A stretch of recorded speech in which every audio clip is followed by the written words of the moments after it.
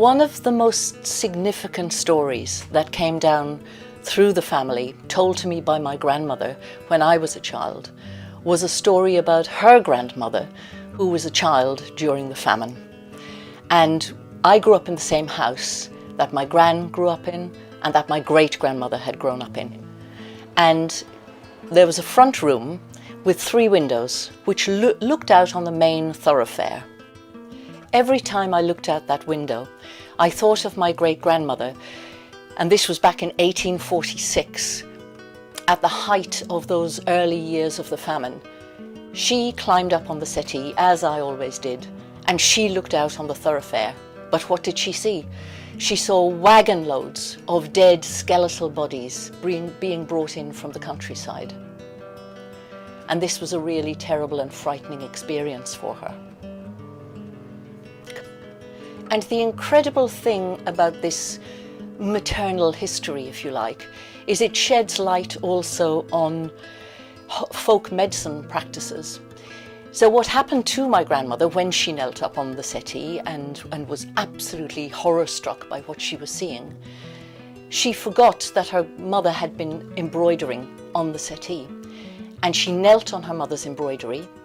The needle went into her knee and then snapped in 2.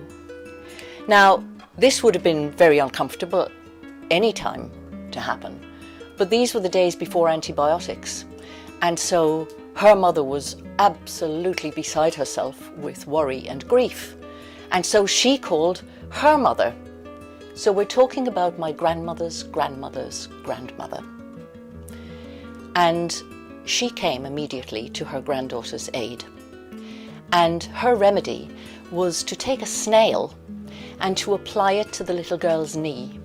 She then wrapped this in a bread poultice, and the child was sent to bed.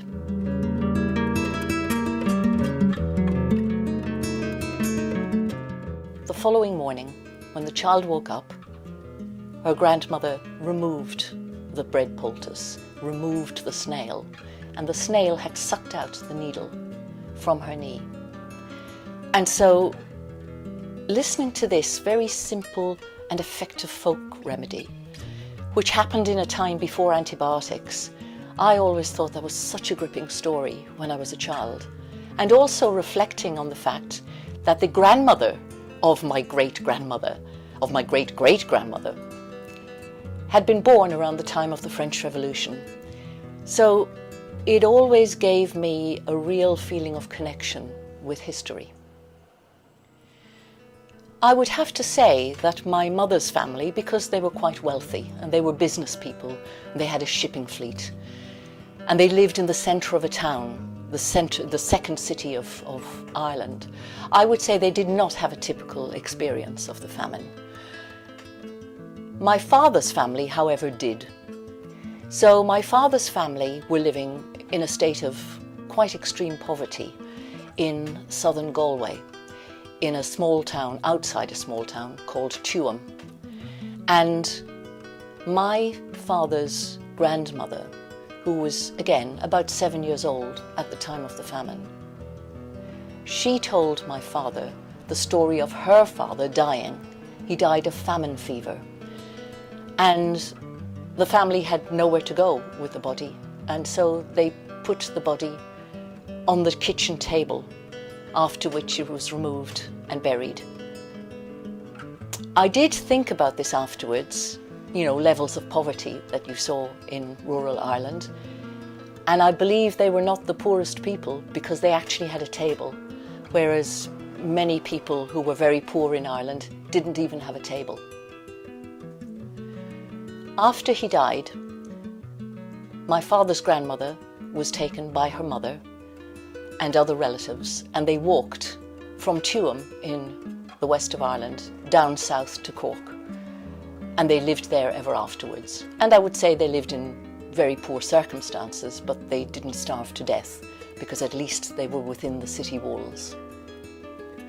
As with all families in Ireland, there was a huge impact because of the famine. We know that the population of Ireland in 1841-42, when there was a census, was over 8 million. Well, by the time the famine was finished, in 1852, the population was about 1.5 million, 1.8 million lower. And there was a huge drift because the country remained on its knees in such a state of poverty. So my mother's family, who were well off, they did travel, they went away, they set up businesses in America and Europe. My father's family, who were much poorer, still they also emigrated to America. And so many of our relatives are over there. This is an absolute mirror of what happened to most Irish families. There were many, many diaspora people came to Britain also, where we were less welcome than we would have been in the US, even though that was a muted welcome as well. But Irish people were not welcome. They were seen as the poorest of the poor, they were seen as savages, as having brought the famine upon themselves, which was absolutely not the case. So the experience of the family after the famine was, we didn't suffer as badly as many people suffered. There was a lasting impact in our family, so down to my generation. And you could argue that my generation is the last of the big diasporas from Ireland in the 1980s. And we certainly experienced a life growing up at sharp end of empire and not at the centre of empire, with a very different view of history than my British peers.